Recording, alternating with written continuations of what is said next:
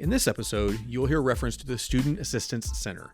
In the time since we recorded this conversation, that center has been renamed the Connie Frank Care Center. So when you hear Student Assistance Center, just know that those services are the same, but under the new name. Thank you.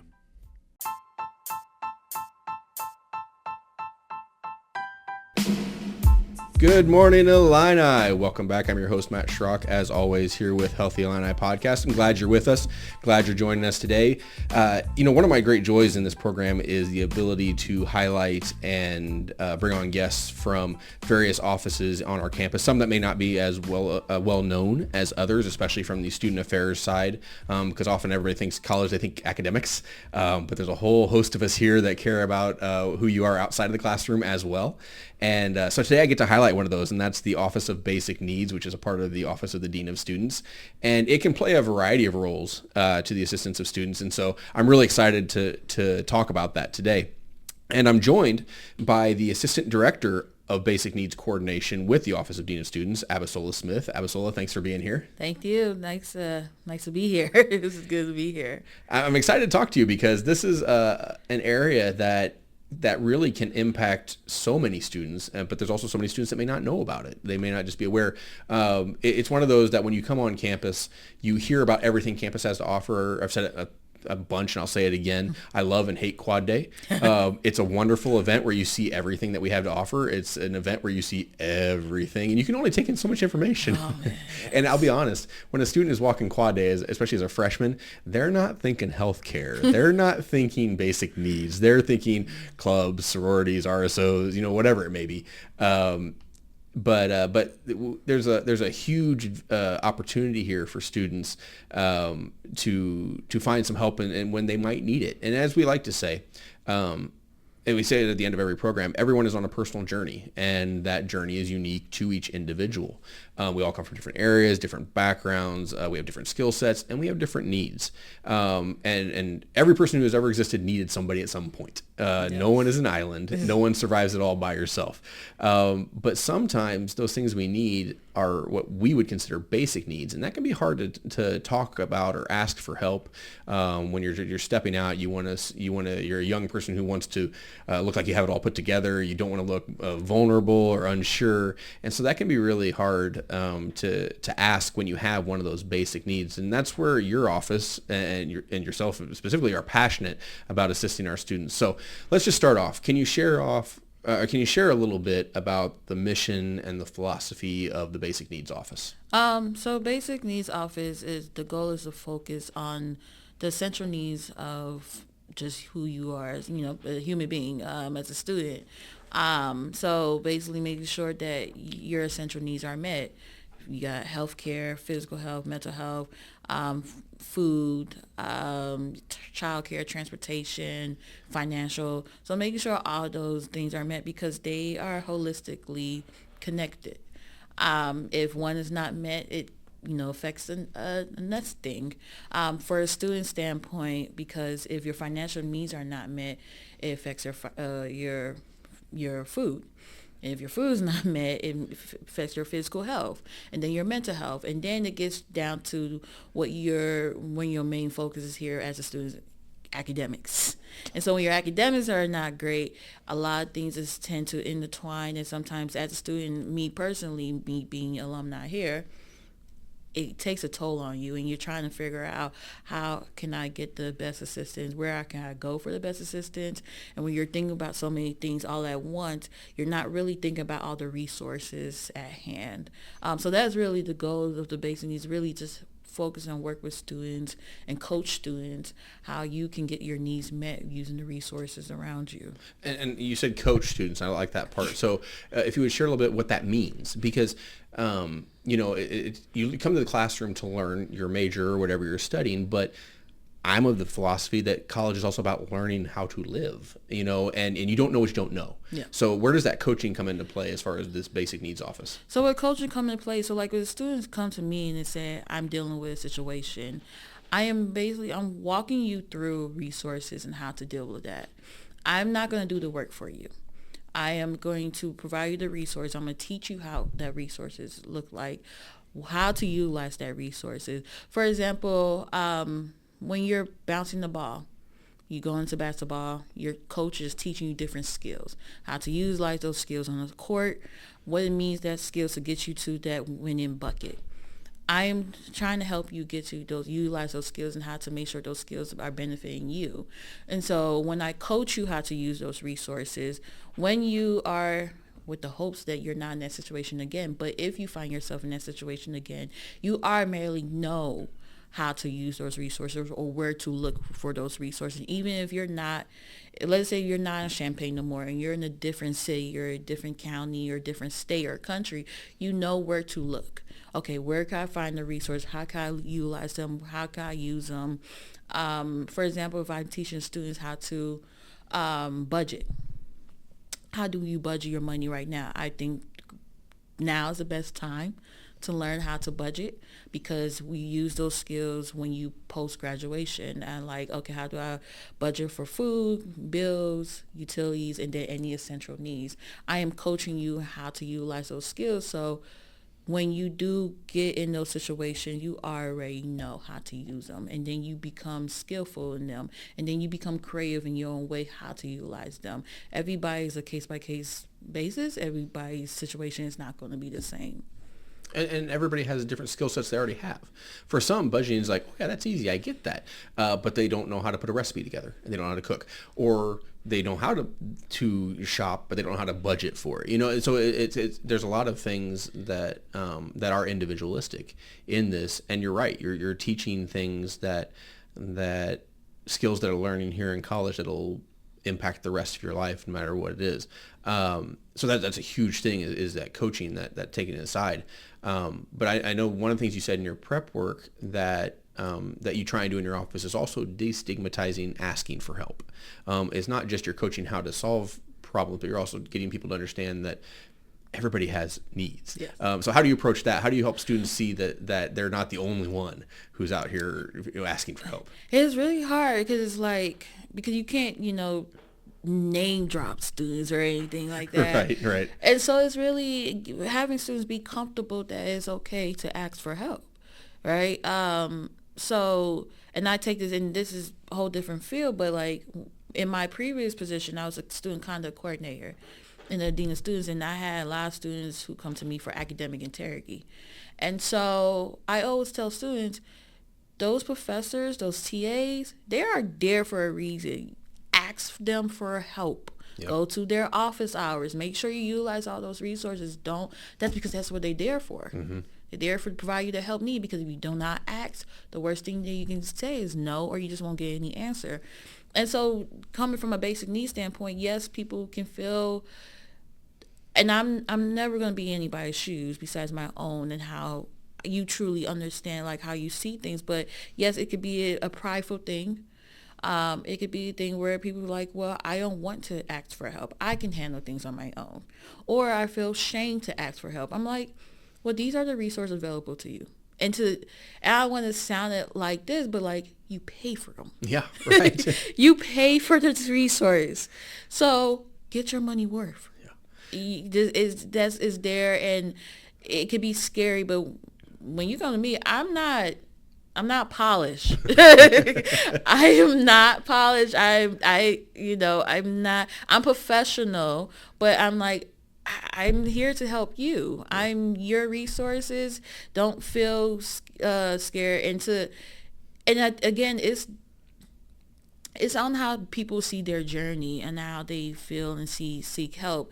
I really do hope we can get from destigmatizing help seeking and really, look at it as a good thing, because you have those help seeking skills. Like, I know how to seek the help I need and who I need to seek those help from. I know sometimes people feel like when you're seeking help from certain people, are they really going to understand where I'm coming from? In reality, we're not. But the thing is, the goal is to I am giving you the opportunity to help me understand where you're coming from. I'm not going to truly understand everything, but the goal is for me to help to be able to hear your story and be able to listen to you and then give you the right resources to put you in the right step. And it goes back to, and again, I've said this before, that I can't speak for everybody on this campus, but for everybody I've interacted with, we're here because we care about students. That's why we do what we do, because there's, in all of our positions, there's other places we could be. We could take our education, our knowledge, our experience, and go other places. But we're here because we want to help students. We love students. This part is, so when somebody comes and asks for help, it's not oh man, I wish you hadn't. It's oh good, I get to, do the things that I'm here to do. So that's part of that destigmatizing help as well. So the first step, or the first hurdle I should say, is asking for help. The second hurdle is just not even knowing what to ask for. There's an element of students don't necessarily ask for help because they don't know that's an opportunity. They don't even know they can ask for help in that area. Like they're struggling with finances or food, but they're here in an academic setting, and this is about school. That's what this is about. Yeah. And so they don't know, they don't realize they can ask. So you mentioned something in your prep that I really like the way you said it. You said campus benefit navigator, which I think is a great term. I'm going to ask you what that means exactly, because I think I know what it means, but I'm not 100% sure. But if you would talk about that role and then give some examples of some of the areas that you help students navigate through. Okay. So there's a little background, and I will say this is my basic understanding. I'm not policies is not my first language. So in 2022, around 2022 or 2021, so the state of Illinois have come up with a policy where they basically require every college campus in the state of Illinois to have a designated house liaison and benefit navigator. I will touch on both. So the goal of the benefit navigator is someone whose responsibility is to help students navigate and provide assistance for government assistance. That's Medicaid, Medicare, WIC, SNAP. And so I work with students, and I'm trying to get more students who come to me, and if they have this, and get more information about SNAP. Students, I have probably I count on one hand, probably 4 or 5 people who come to me for SNAP, and the application takes about an hour long, so I always tell people, make an appointment with me. But my position there is to talk to you about those assistance available, how to apply for it, work with you through the application process, and talk about the next step. So that's my position as the benefit navigator on campus. So work with students on identifying government assistance and any other assistance in the community. As the house liaison, I am both on campus. So the house liaison is someone who is designated on college campus as someone who works with students who are unhoused or housing insecurity or student in care. What I mean by student care, students who have experience being in DCFS. So if a student is unhoused, I am the house liaison, tend to be the first point of contact, but I wouldn't know if students are unhoused unless they disclose that to me. And so I work with them, talk about what housing options out there. The thing about Champaign is great. Champaign-Urbana is great, but it's a very small town. It's not a lot of resources out there, so I have to be creative of what options to provide for students. But the house liaisons, there are also house liaisons, and if you're hearing this and you are a coming student at the Illinois and you have a house liaison in your high school, check them out, see what connections and resources they can get, because there's also house liaisons in certain counties in Illinois and in high schools that can connect students to college resources too. And so those are ways students can get connected to me through their own house liaison. So that's my the roles I play on college campus based off the state of Illinois' policies. But those are resources again that students might not know they even have. Yeah. Because you don't connect the government resources with your academic school very often. Those are two separate ideas. They don't tie together all the time. And so that's huge for students to have that opportunity and to know what's available. What other resources campus-wide? Or campus-wise, what resources do you help with that students might not be aware of, especially ones that are having struggles with food or finances or things like that? So food-wise, other than rather than SNAP. So I'm really trying to move the ball forward with And real quick, if you explain what SNAP is, in case somebody's listening doesn't know, I know, but just in case. SNAP is a food assistance program through the Illinois Department of Human Service, where individuals who are low income can apply for a food assistance. Side note: when I was getting my first master's degree, I was on SNAP, and it was very helpful. There's different requirements in regards to students, right?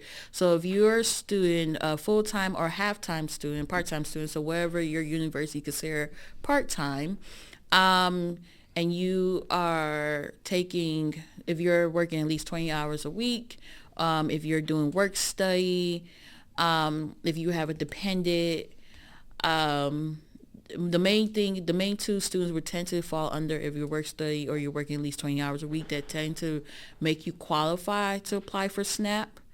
Now, how much you receive in SNAP, that's not an answer I do not have, because that would be the Department of Human Service that will usually have those answers. But those would mean the main requirements students would need to meet to apply for SNAP. Other resources on campus, so like for food wise, there, of course, if you do not know, we have the ARC Food Pantry, Tuesday 1 to 4, and then Saturdays 2 to 5.